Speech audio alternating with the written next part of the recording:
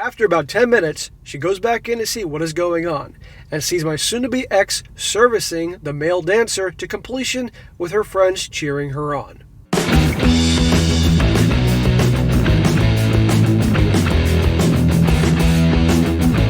Welcome back to They Did What? Your source for the internet's craziest, most entertaining stories where I go over them, analyze them, and most certainly make fun of them. Today, going to go over part 1 of a 3-part series titled, I'm Leaving My Fiancé of 8 Years. And a big shout out to Dylan for sending me this story. And guys, this 3-part series is definitely one you're not going to forget anytime soon. This is all about a guy. He's 28 years old as his fiancé. They've been together for 8 years, and prior to being together as a couple, they were friends from childhood. I think they lived in the same neighborhood or something. Anyhow, they're all set to be married pretty soon, and the old bachelorette parties come along. And you're going to see in this story, guys, how this guy really thought he had an amazing relationship. She's this wonderful girl, the whole 9 yards. And before they went out on their bachelor and bachelorette parties, they had little agreements, no strip clubs, no dancers, none of that type of thing. But lo and behold, guess who sticks to that agreement, and guess who does not? Shocker. And you're going to find out, guys, that this guy, eventually, he finds out that night out at the bachelorette party, his fiancée, his sweet and innocent, amazing fiancée, was up to no good, to put it mildly.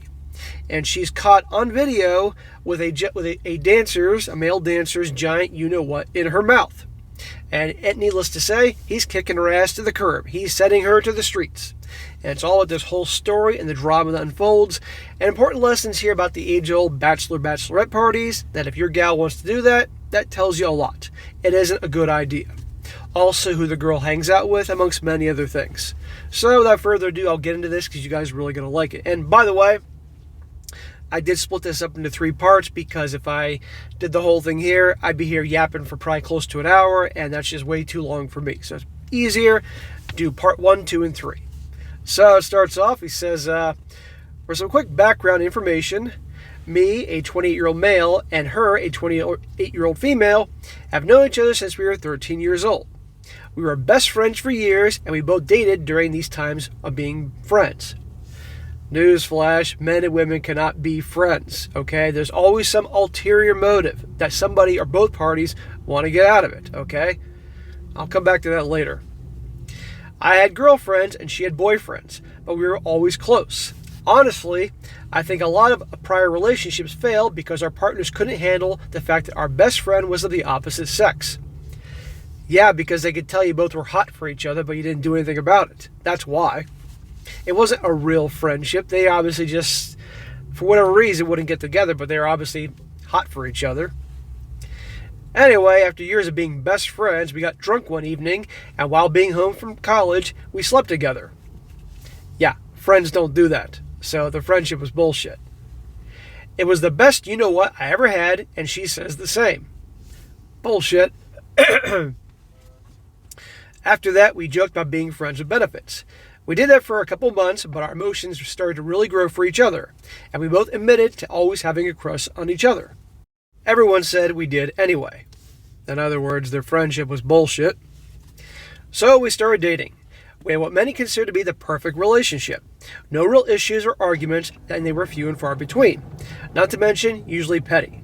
A year ago, I proposed, and she said yes, and we planned our wedding for the fall. So here we are. So the wedding's coming up soon when all this goes down. Anyway, we had our bachelorette parties about a month ago, and we told each other what we were going to do. Me and my buddies were going to go to an amusement park, not going to say which one during the day, then go out drinking and riding four-wheelers and gators on the trails. We only had a couple drinks to be safe. We were by no means drunk.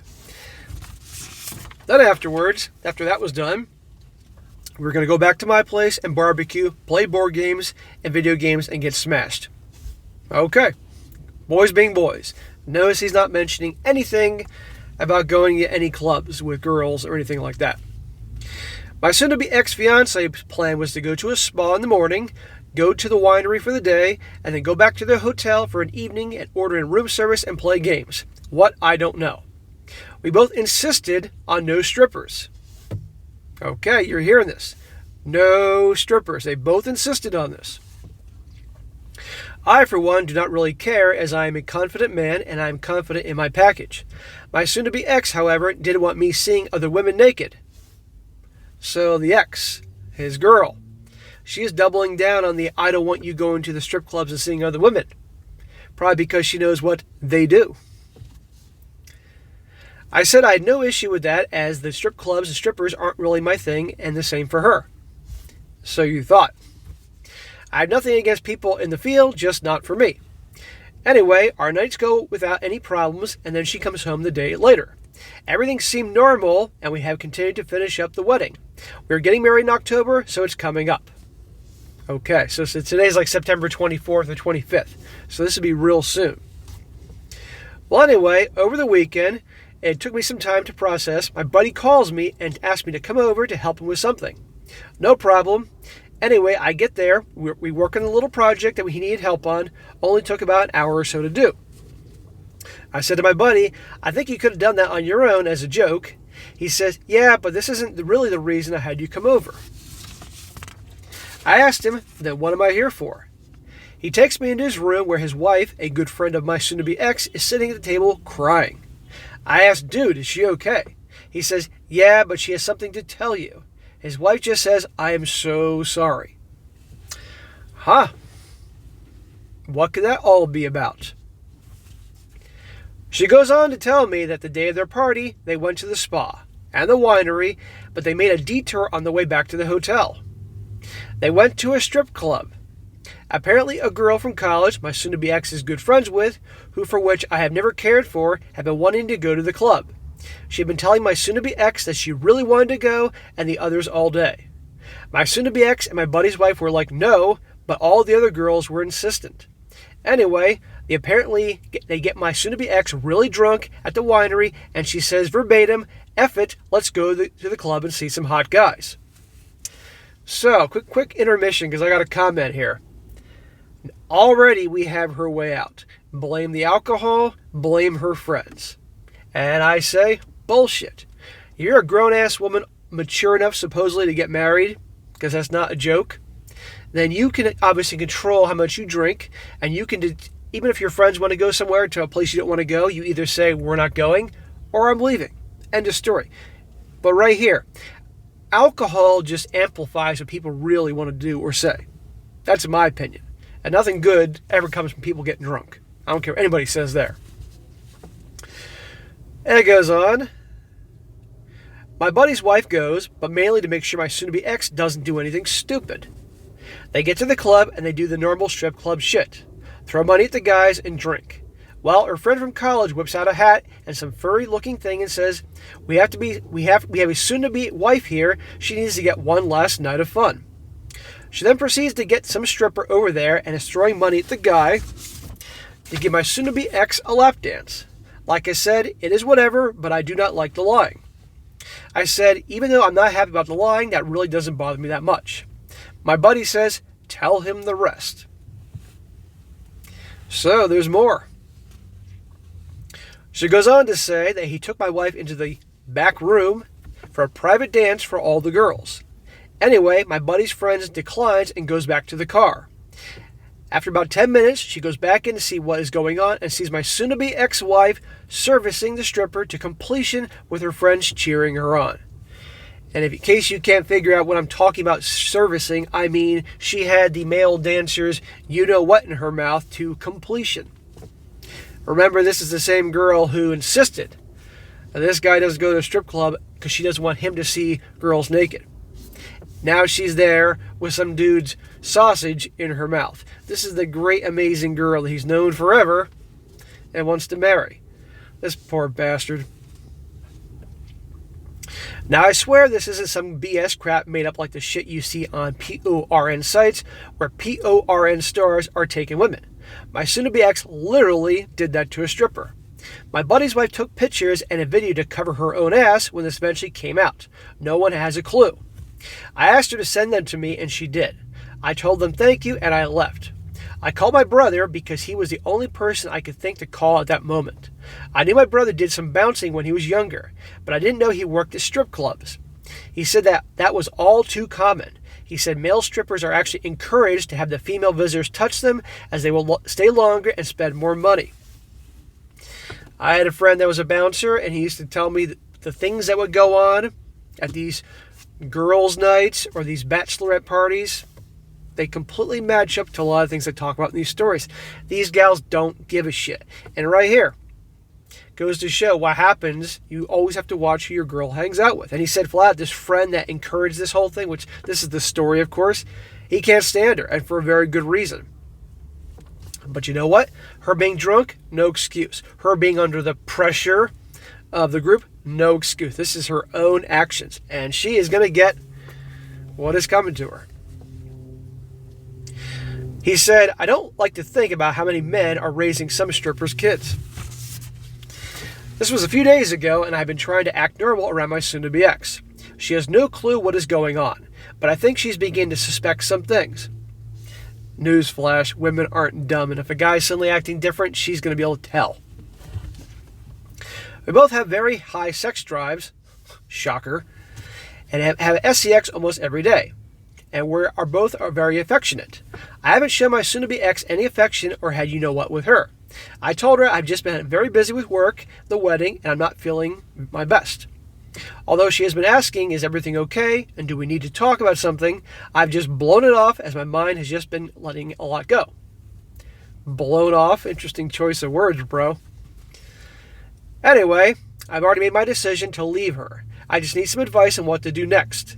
The house we live in is mine, and she is not on anything. We have separate bank accounts and have no kids. I just need some advice on canceling everything, letting people know, and basically kicking her ass the best way with the least confrontation.